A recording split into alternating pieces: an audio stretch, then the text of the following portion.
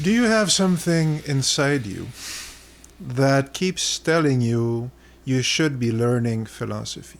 And if you do, do you have this other voice that keeps telling you, well, you can't afford to go to school, or you don't want to, or like that would mean that you need to learn it by yourself? And, is that even possible? Is it a good idea?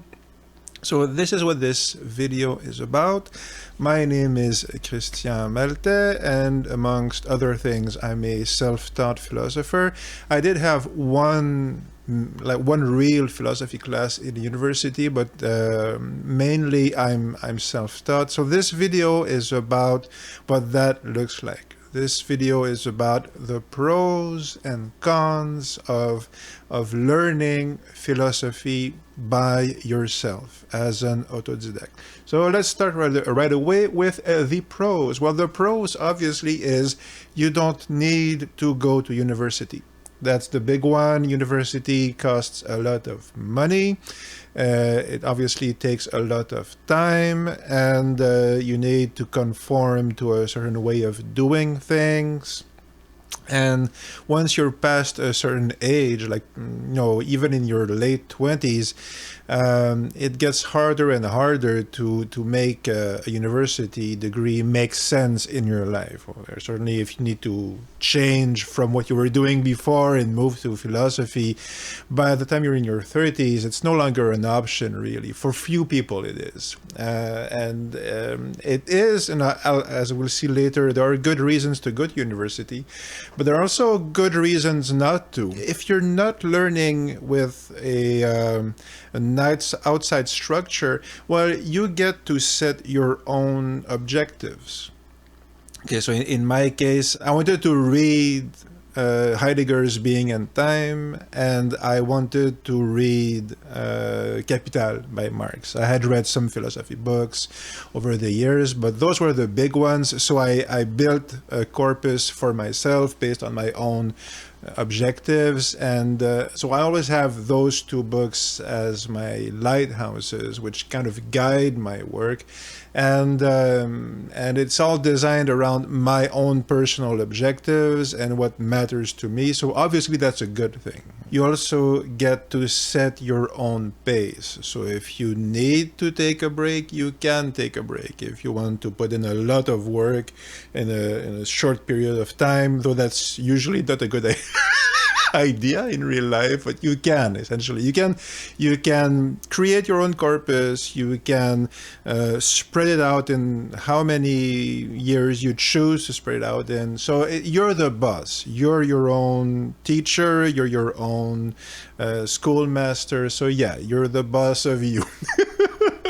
You also get, and this is another pro which comes out of the other one, you get to avoid, at least somewhat, the ideological chapels that very often end up controlling or being in charge of certain philosophy,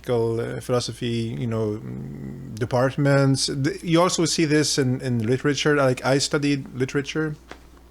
And in certain universities, you definitely had either right-wing or what we call left-wing, chapels again. So in the 70s, in certain schools, you needed to be a devout Marxist, for instance, like a Maoist or a Stalinist or something like that. In certain schools, you needed to be that. But certain schools, you need to be very religious. Certain schools, and a very specific religion. Certain schools, you need to be like what they call analytic philosophy, which is very big in the English world.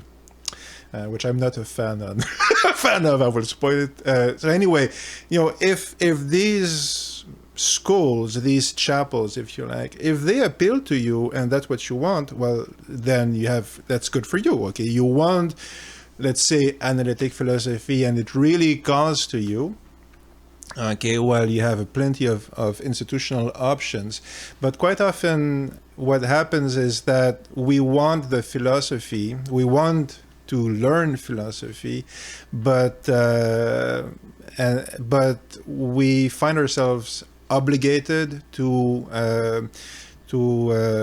ascribe to the beliefs that are inculcated in those chapels. Yeah, like you need to become, for instance, again, an analytic philosopher if you want to be a philosopher in certain, in certain places, in certain, milieus, if you like. So the short version is you don't have to believe what other people believe you, and often that form of indoctrination is there's a perversity to it because you're by the process of going to university, essentially, you defer your authority to somebody who is supposed to be more knowledgeable than you, and that person usually is in many aspects, but that doesn't mean that there's not a form of, again, a form of ideology or a form of framing things that actually limits your intellectual options. So that's the general idea. So you avoid that, okay? And that's actually like a big positive aspect, a big positive takeaway as far as I'm concerned. And do be aware, before I move on to the next point, I'm not saying that this is not a right or left thing. Okay, like ideology is always a problem, even if it doesn't call itself ideology, and ideology usually doesn't see itself as one. It is precisely a form of inner, it's a form of inner structure that sets your thought in a given way that ends up, trapping your thought in like a form of inner prison, essentially. So I'm not a fan of that sort of mental, mental ideology. So you avoid that. Okay, you don't have to become a Marxist or an analytic philosopher. You become your own version of what a philosopher is. You become your own person, your own philosopher. The final pro I would give here is that you also, after a while, like you really do start to appreciate that quite often the experts don't know as much as they either believe they do or as they say they do, certainly. Like many experts don't understand the works they're talking about much more than you do. So this is tricky because we can't, you only figure out after many years, actually, that just how many people in academia, for instance, or people who write philosophy books or books about other philosophers, which is quite frequent. Yeah, you discover along the way that many of those books they're really not good at all. They're pretty bad. Okay, because for a variety of reasons, which would be topics for other videos. Yeah, and I discovered this over a process of many years. Like the corpus I built for myself, the very strict corpus I built for myself, I started a little bit more than a year ago, but I've been going at this for decades by now, and eventually, yeah, you definitely come to appreciate that essentially Sturgeon's law is as true here as it is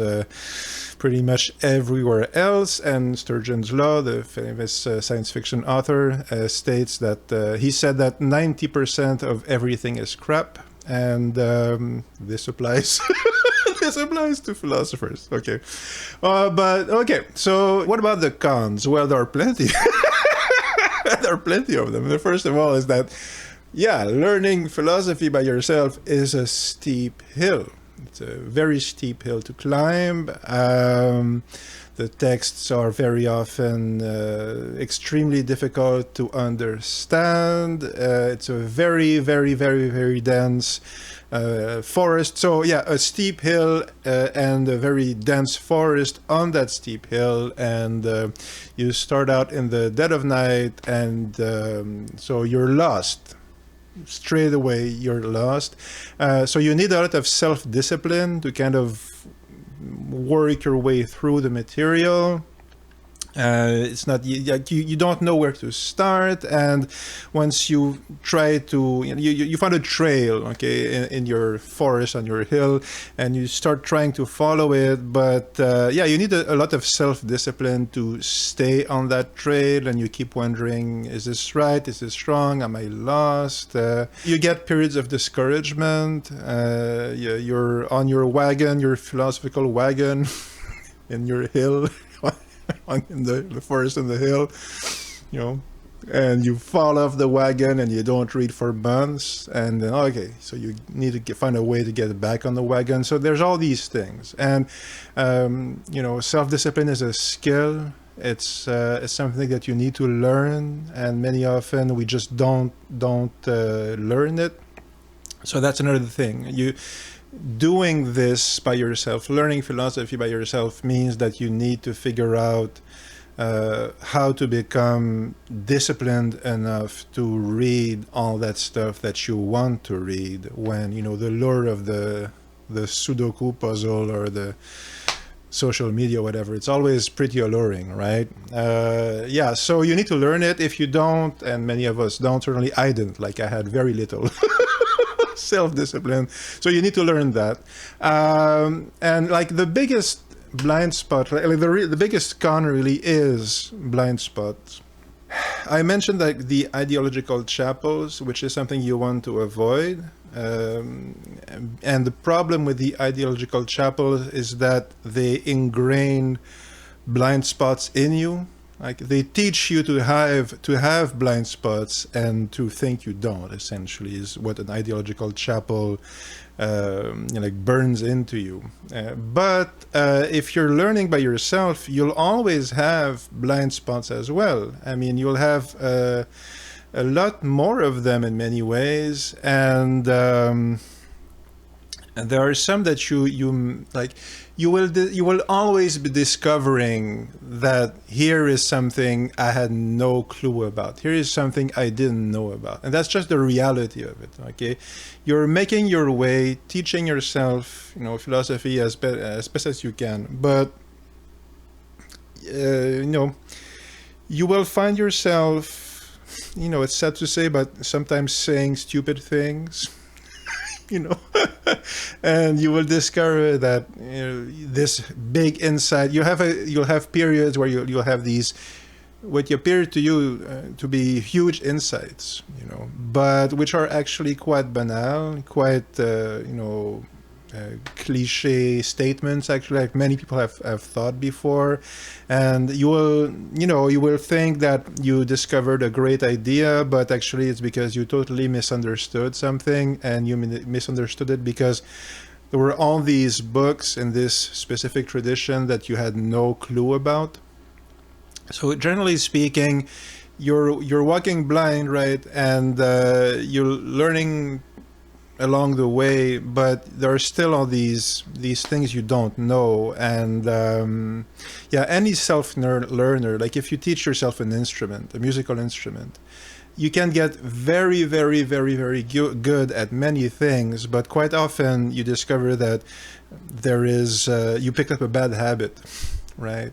You didn't know that your wrist was too tense, and you get tendonitis, years later, or you need to unlearn this bad habit, which quite often, some teacher you stumble along the way and shows you like this is a bad habit. So eventually along the way you discover that you need to unlearn a bad habit you had picked up. And the same thing applies for philosophy. You had a blind spot. You had a weakness, and you make an embarrassing mistake, and you realize it, and you feel foolish, or even worse, you never realize it, and you spend your whole life saying stupid things. But here's the thing, and this is my conclusion, is that first of all, stumbling along the way and saying stupid things is what we all do all the time, okay? And by default, it's what human beings do, and we all do it. And the reason we learn philosophy is to, even by yourselves, it's to do less of that, to say No, because it does illuminate some of her blind spots. I mean, you do learn things. This is why you're doing it, right? You're learning to think. So not learning philosophy at all is certainly not better, because you will 100% certainly spend a lot of your life saying and doing stupid things. It's just, I hate to say it, but it's true. Okay, certainly more than you would if you never learned it. Okay. But people in university, who learn philosophy in academia, even if they only limit themselves to philosophical topics, they have blind spots as well, as I just mentioned with the whole ideological chapel topic. But even then, even if you go to this university that by some miracle of history is totally devoid of bad faith and inner politics that orient the interpretations of the works and all these things, right? There are still traditions and ways of thinking, and there are set ways, and studying in a school setting shows you these set ways, and these set ways by necessity create blind spots. Okay, and the trick again is that the problem with the blind spots is that we don't know we have them. We think we don't. We think we know what we're talking about. Okay, and we're more liable to fall in that trap as self-learners, and we will fall into the trap maybe more often. But in academia, and again, I'm basing this on a lot of the books I've read along the way, just what I observed, and listening to people on YouTube, and there are lots of good philosophers on YouTube, like Jared Henderson, I like a lot. There's a lot of them. Okay. But like in general, okay, people who are taught in university may have less blind spots than self-learners, but they still have blind spots, and when they fall into them, the well can be a lot deeper. Like the consequences can be a lot more dire in a sense. Like Heidegger was a Nazi, okay, and people say, oh, that's because he was, anti-Semitic and so forth, and they quote the Black Notebooks. But I actually think that's a very reductive way of seeing it. I think it's again, he thought he was so smart because he was, and he thought he was so knowledgeable because he was, and he thought all these things which were true, but that created blind spots, and he fell into these mental traps, and it was the shame of his entire life. I mean, it cast a shadow over his entire work, which we're still talking about today. And this is Heidegger is the most dramatic example, but there's plenty of them. Like there's a lot of them. And if the idea is that we want to be the best version of ourselves and accountable to ourselves, like to become worthy of what we aspire to be, okay? Well, then it matters a lot if we have blind spots. And again, you will have them whether you're self-taught or you're not. And so it does come down to, I mean, if, it comes down in part to a personal choice. If you want to learn by yourself or take a class, there are also online classes, by philosophy teachers. You can find them today. But, those aren't for everybody either. So yeah, it comes down to you if you want to learn by yourself or learn in a more formal setting. For me, the reality is that learning in a formal setting wasn't doable.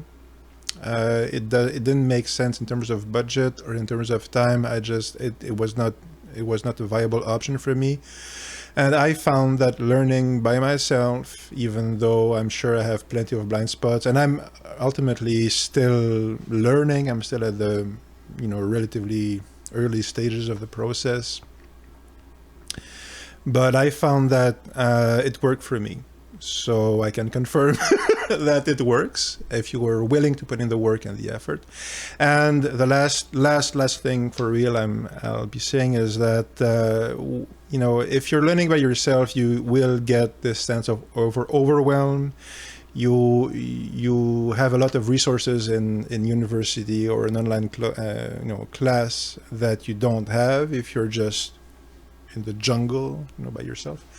But and one of the reasons, one of the main reasons I'm doing this channel is just to provide one of those options, one of those resources you can use, because I'm doing it, so you can do it too, and I'm providing some things along the way, some tips and tools along the way that I find useful, and books I find interesting. So that's what I'm doing here. So that's it for today.